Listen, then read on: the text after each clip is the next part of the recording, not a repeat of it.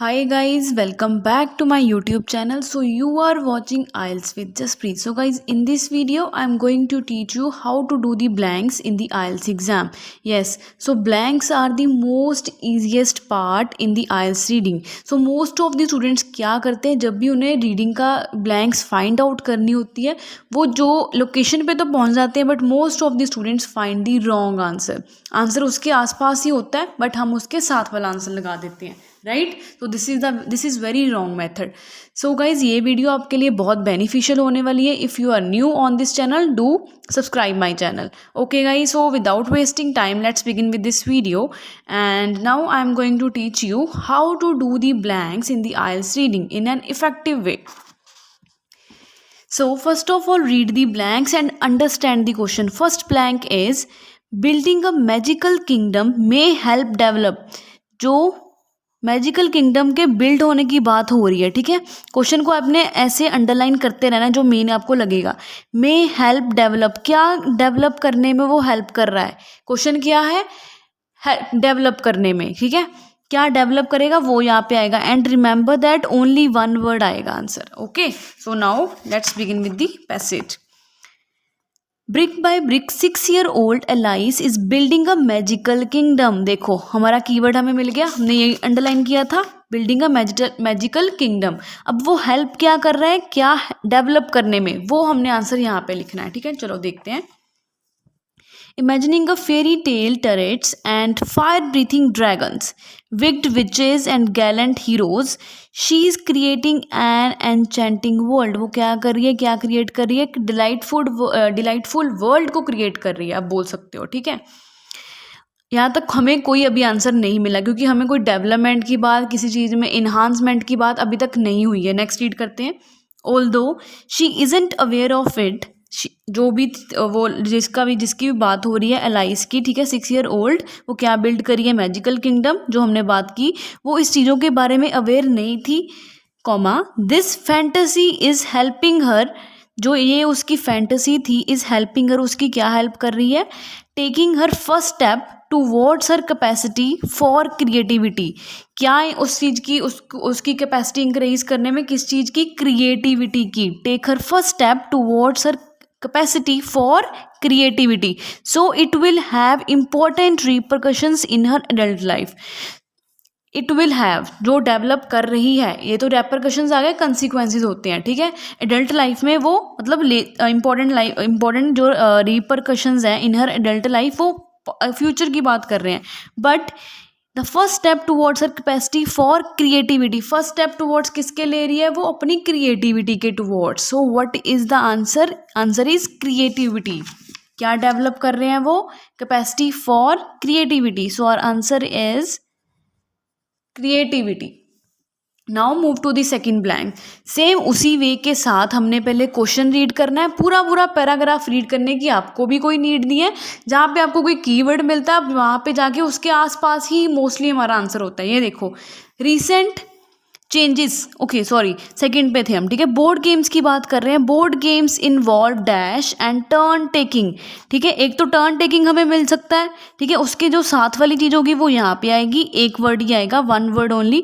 Board games involve, board games में क्या क्या चीज़ें इन्वॉल्व हैं, दो चीज़ों का नेम होंगे, involve dash and turn taking. एक तो टर्न टेकिंग है, एक दूसरा कौन सा यहाँ पे आएगा, चलो देखते हैं.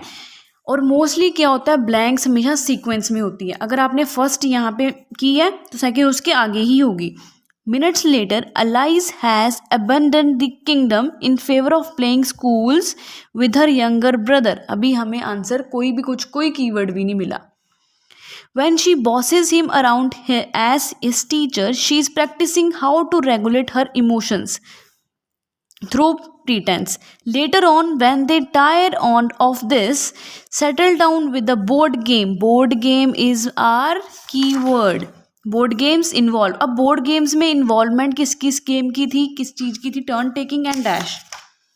She is learning about the need to follow rules and take turns. अब यहाँ पे टेक टर्न्स लिखा है, पीछे हमने क्या यूज़ किया था, टर्निंग टेक, ठीक है. सो सेम है. सो एंड के पहले देखो क्या लिखा है, rules and turn take. So our answer is rules. How rules, hope you understand guys, because turn taking यहाँ पे लिखा है, टर्न टेकिंग को टेक टर्न्स लिख दिए यहाँ पे, ठीक है, उसके पहले क्या लिखा है, rule. So this is our answer. Next. So guys, now let's move to the third blank. So first of all, you need to understand this thing. Recent changes affecting children's play. जहाँ पे भी recent changes की बात हो रही होगी वहाँ पे हमारा यही आंसर हमें मिलेगा. Okay, so first of all हमें क्या ढूंढना है, recent changes जो अफेक्ट कर रहे हैं चिल्ड्रंस प्ले को. And you need to do the reading करनी है, हमने इस क्वेश्चन की अंडरस्टैंड करना है. Population of dash have grown. किस चीज़ की पॉपुलेशन है जो ग्रो हो चुकी है. पॉपुलेशन ऑफ डैश किसी सिटी का नाम हो सकता है, किसी रूरल एरिया की बात कर सकते हैं, किसी पर्टिकुलर उन्होंने बोल दिया कि इसी कंट्री की पॉपुलेशन जो ग्रो हो चुकी है, ठीक है, वो चलो हमें रीड करते हैं. जहाँ पे हमें ये आंसर मिला था उससे आगे ही आंसर मिलेगा हमें ये वाला भी. रिसेंट चेंजेस की बात देख लेते हैं पहले कहाँ पे हो रही है. चेंजेस की बात देख लो यहाँ पे कोई कीवर्ड इसी पैरा में तो है नहीं. Recognising the importance of play is not new. Okay, importance of play not new. Over 2 millennia ago the Greek philosopher Plato extolled the virtues as mean of developing skills for adult life. Ideas about play based learning have been developing since. अभी तक तो कोई changes की बात नहीं आई. Next, but we live in the changing times. यहाँ पे है चेंजिंग टाइम्स की बात. अब हमने ये देखना है पॉपुलेशन किस चीज़ की इंक्रीज हो चुकी है. White board is mindful the world wide decline in play. ठीक है, world wide decline in play means recent changes affecting children's play. यहाँ यहीं पे हमारा आंसर मिलेगा हमें. Pointing that over half the people in the world, मतलब half से ज़्यादा लोग जो हैं इन वर्ल्ड में नाउ लिव्स इन सिटीज़. कहाँ पे रह रहे हैं ज़्यादातर लोग, सिटीज़ में. मीन्स पॉपुलेशन किसकी राइज हुई है फिर, सिटीज़ की ऑब्वियसली. तो यहाँ पे हमारा आंसर आएगा cities.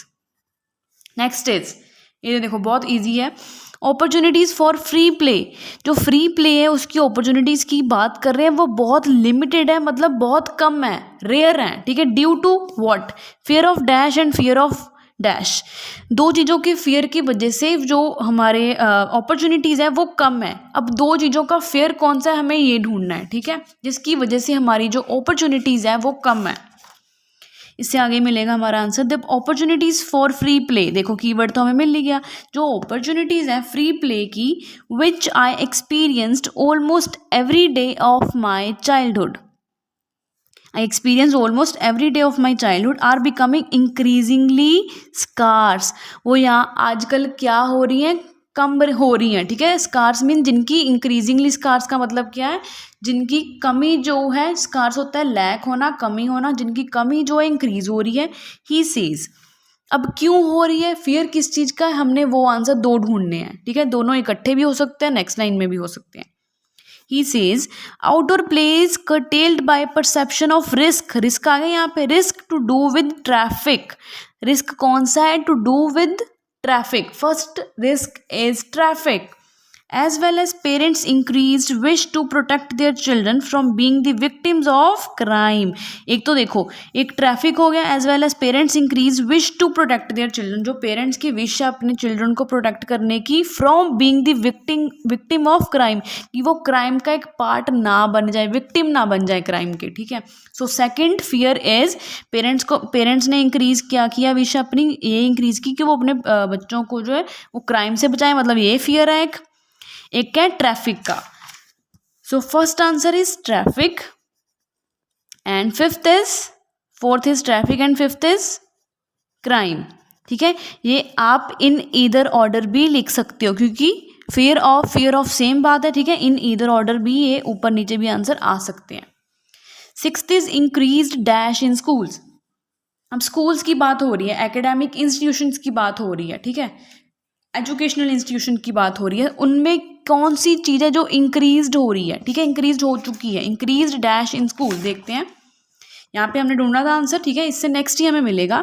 And by the emphasis on earlier is, emphasis होता है focus on, earlier is better, which is leading to great competition, which is leading to, देखो क्या पे फोकस दे रहे हैं, earlier is better, which is leading to greater competition. जो great competition है इन एकेडमिक लर्निंग स्कूल्स, क्या increase हो रहा है, इंक्रीज मतलब ग्रेटर. क्या इंक्रीज हो रहा है? कंपटीशन कहाँ पे हो रहा है? स्कूल्स में, एकेडमिक लर्निंग एंड स्कूल में. So our answer is competition. Increase देखो यहाँ पे लिखा है, और हम वहाँ पे हमने क्या रीड किया था? Greater. Greater and increased are the same. In schools की जगह पे क्या लिखा है? स्कूल्स तो है ही, उसके साथ लिखा है academic learning. Done. Next question पे आते हैं. अगर गाइज आपको समझ आ रहा है, you can tell me in the comment section so that I will know कि आपको समझ आ रहा है अच्छे से.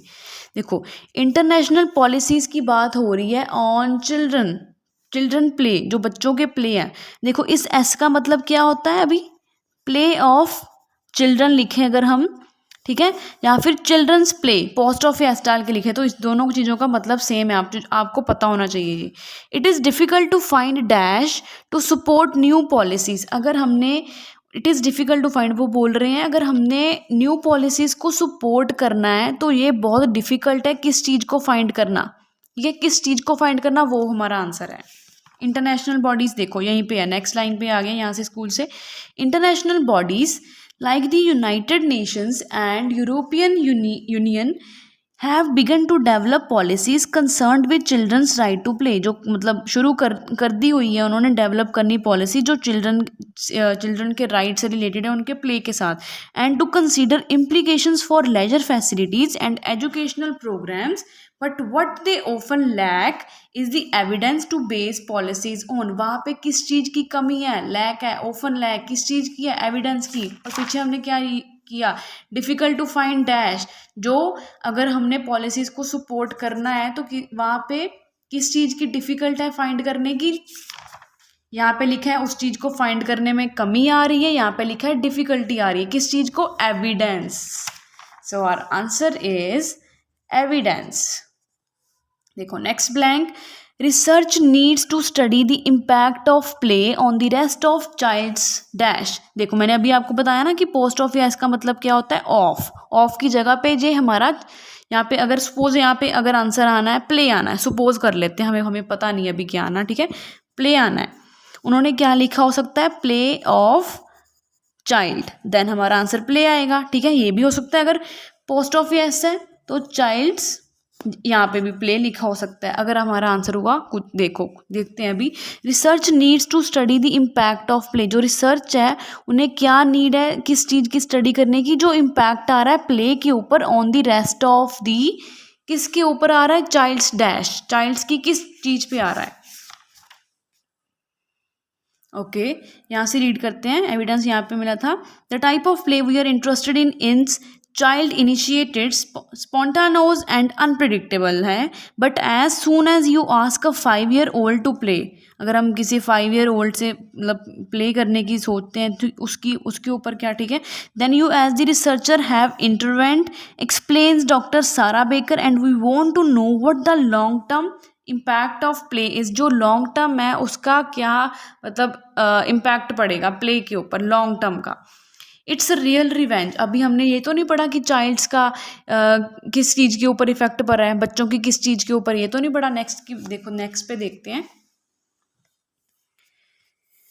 Dr. Jenny Gibson agrees, pointing out that although some of the steps is in the puzzle of how and why play is important have been looked at there is very little data on the impact. इसके बारे में बोल रहे हैं कि बहुत little हमारे पास information है, right? Has on the child's later life. Child's word आ गया कहाँ पे? चाइल्ड्स की जो लेटर लाइफ है. लेटर तो आएगा नहीं, चाइल्ड्स लेटर तो आएगा नहीं, जो लेटर लाइफ है हमें वन वर्ड चूज करना है. So our answer is life. तो यहाँ पे हमारा आंसर क्या आएगा? Life. So guys now this is the end of this part, ठीक है. Now this is the end of this video. If you have any doubt, any query regarding any type of question in reading, so you can tell me in the comment section so that I'll try to make my next video on that particular topic. So hope guys आपको ये video अच्छी लगी होगी, and अगर अच्छी लगी है तो hit the like button and share this video with your friends, and you can also tell me in the comment section how's this video. So that thing will definitely give me a motivation to upload more and more videos regarding the reading module as well as other modules. So guys, thanks for watching this video.